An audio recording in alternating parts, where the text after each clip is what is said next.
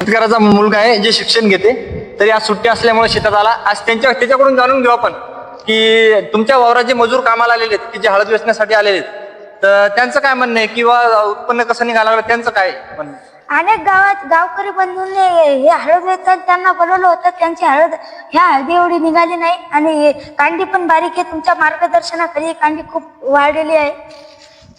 शेतकरी बंधूंनो नमस्कार, मी पवन Deshmukh, IPL biological company प्रतिनिधी. आज आपण मोठेगाव शिवारामध्ये आलेलो आहोत, तालुका रिसोड, जिल्हा वाशिम. तर यांना आपण मार्गदर्शन केलं, वेळोवेळी शेतात येऊन पाहणी केली व आपण त्यांना न्यूट्रिशन असू द्या, वॉटर सोल्युबल खतं असू द्या, सर्व फवारणी असू द्या, सर्व नियोजन हे आपण आपल्या माध्यमातून केलेलं आहे. शेतकरी बंधूंनो, आज आपण शेतकऱ्याकडून सविस्तर जाणून घेऊ. भाऊ, तुमचा परिचय द्या, तुमचं नाव सांगा. सचिन देशमुख, मोठेगाव. बर. तर यावर्षी गावोगावी आता तुम्ही इतर शेजारी पण पाहता की उत्पन्नामध्ये घट आहे, की बऱ्याच शेतकऱ्याची कांडीची साईज बनलेली नाही, कांडीचे वजन वाढलेलं नाही. तर त्या तुलनेत तुम्हाला काय वाटते, तुमच्या शेतामध्ये काय वाटायला लागलं, काय जाणवलं? मला तर वाटते आपण 100% आपली चांगली काढणी झाली. बर. आणि आपण जे तुम्हाला वेळोवेळी मार्गदर्शन केलं तर त्याचा फायदा तुम्हाला झाला का? हो.